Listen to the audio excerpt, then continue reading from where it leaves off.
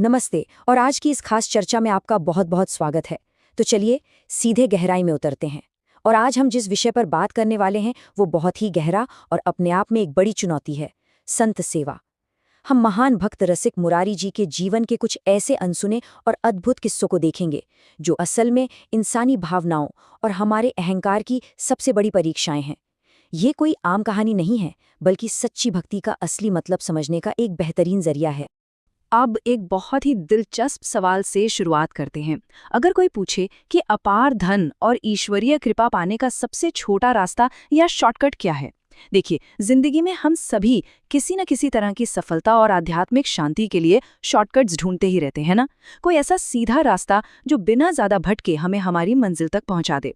और इसका जो जवाब हमें स्रोत सामग्री में मिलता है वो सच में हैरान करने वाला है।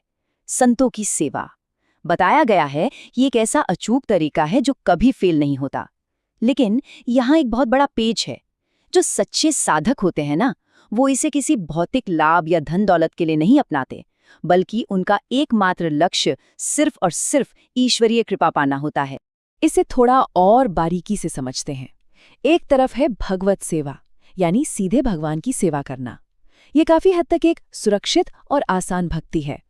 आप मंदिर गए, शांति से पूजा की, सब कुछ आपके नियंत्रण में है। लेकिन दूसरी तरफ है संत सेवा, जो बेहद अप्रत्याशित और चुनौतीपूर्ण है। संतों के स्वभाव बहुत अलग अलग होते हैं और इनकी सेवा में कदम कदम पर आपके धैर्य और अहंकार की कड़ी परीक्षा होती है। और यह बात बहुत ही शानदार तरीके से दर्शाती है कि संत सेवा वास्तव में कितनी कठिन हो सकती है।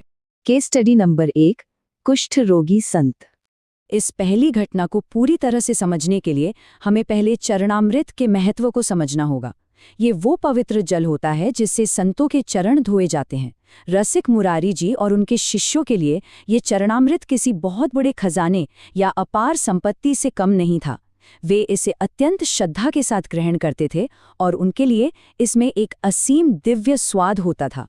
तो हुआ यूं कि एक बार एक बहुत विशाल गुरु उत्सव चल रहा था जो पूरे 12 दिनों तक चला। इसमें देश भर से बड़ी संख्या में संत पधारे थे। नियम ये था कि हर दिन भोजन से पहले संतों के चरणामृत का पान किया जाता था। सब कुछ सामान्य चल रहा था, लेकिन एक दिन रसिक मुरारी जी को अचानक एक बहुत ही चौंकाने वाली बात महसूस हुई। उन्हें अपने रोज के चरणामृत के प्याले में वो दिव्य स्वाद, वो आनंद बिल्कुल भी महसूस नहीं हुआ। एकदम फीकापन। तो इसका कारण जानने के लिए जब पड़ताल की गई तो जो सच सामने आया वो रोंगटे खड़े करने वाला था। पता चला कि शिष्यों ने एक कुष्ठ रोगी संत को दरवाजे से ही लौटा दिया था। क्यों? क्योंकि उनके पैरों में गहरे घाव थे, मवाद बह रहा था और शिष्यों को घृणा आ गई थी।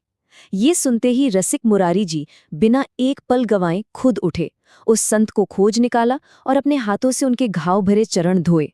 और जानते हैं क्या हुआ? ऐसा करते ही वो खोया हुआ दिव्य स्वाद तुरंत वापस लौट आया। जरा उस दृश्य की कल्पना कीजिए।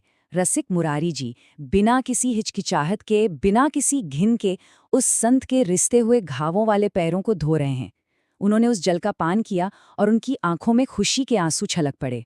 उन्होंने कहा, आहा, आज सच्चा स्वाद आया है। ये घटना हमें बहुत गहराई से सिखाती है कि सच्ची भक्ति शारीरिक दिखावे या बाहरी रूप रंग से बहुत परे होती है। वो सीधे दिव्यता को देखती है। चलिए आगे बढ़ते हैं और देखते हैं कि ये बात कैसे आगे जुड़ती है। हमारी दूसरी केस स्टडी है क्रोधित संत। ये घटना धैर्य और अहंकार की सबसे बड़ी परीक्षा है। उस दिन का माहौल आप बस सोच कर देखिए। चारों तरफ एकदम अफरा तफरी मची हुई थी। हुआ कुछ यूं कि एक संत ने अचानक शाम के 4 बजे अपने लिए भोजन की एक और प्लेट मांग ली। अब परोसने वालों ने इस अजीब सी मांग को साफ ठुकरा दिया। बस फिर क्या था, बाहर भयंकर शोर शराबा, गाली गलौज और झगड़ा शुरू हो गया। और ये सब बिल्कुल उसी वक्त हो रहा था जब रसिक मुरारी जी पास ही सभा में बड़ी शांति से उपदेश दे रहे थे। ये भारी हंगामा सुनकर उन्हें बीच में ही अपना उपदेश छोड़कर बाहर आना पड़ा।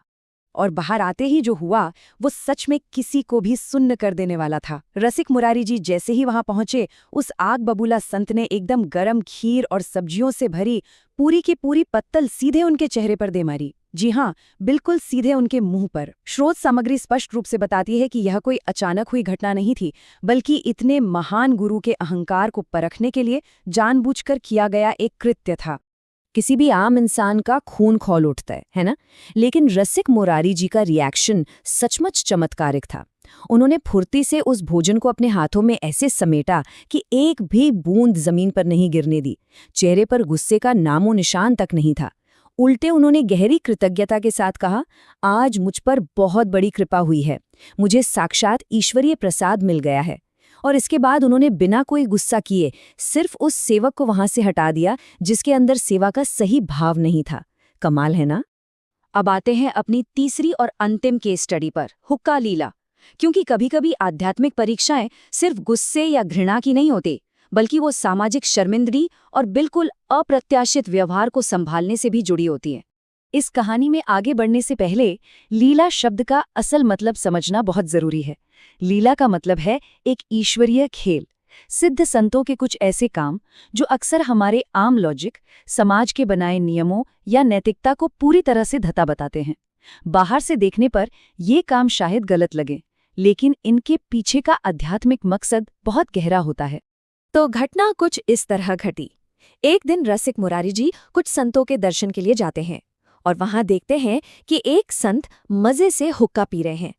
अब इतने बड़े और प्रतिष्ठित गुरु को अपने सामने देखकर वो संत मारे शर्म के पानी पानी हो जाते हैं और जल्दी से अपना हुक्का छिपा लेते हैं।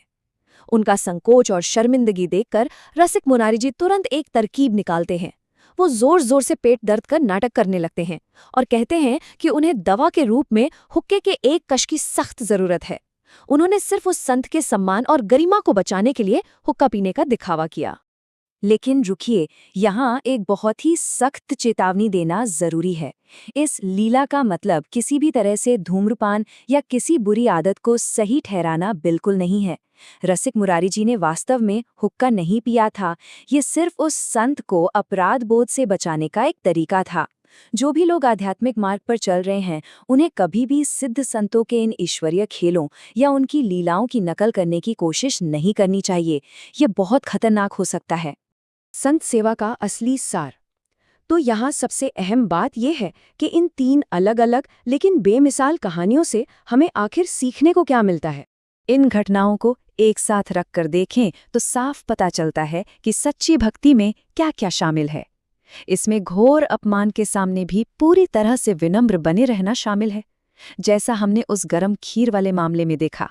इसमें लोगों के बाहरी रंग रूप या उनकी शारीरिक स्थिति को देखकर उन्हें जज न करना शामिल है, ठीक वैसे ही जैसे कुष्ठ रोगी संत के साथ हुआ।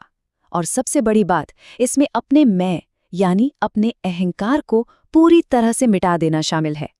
बाहरी हालात चाहे कितने भी अजीब या मुश्किल क्यों न हो, अप्रत्याशित रूपों के भीतर छिपी दिव्यता को पहचान लेना ही सच्ची भक्ति है। और अब आज के इस सफर को खत्म करने से पहले एक बहुत ही गहरा सवाल जो हमें खुद से पूछना चाहिए, क्या आज के हमारे समाज में सचमुच वो विनम्रता बची है जिससे हम इन मुश्किल और अजीबोगरीब आवरणों के पीछे छुपी दिव्यता को देख सके? क्या हम सच में अपने अहंकार को एक तरफ रखकर सेवा करने की क्षमता रखते हैं? इस सवाल के साथ आपको यहीं छोड़ते हैं ताकि आप खुद इस पर गहराई से विचार कर सकें।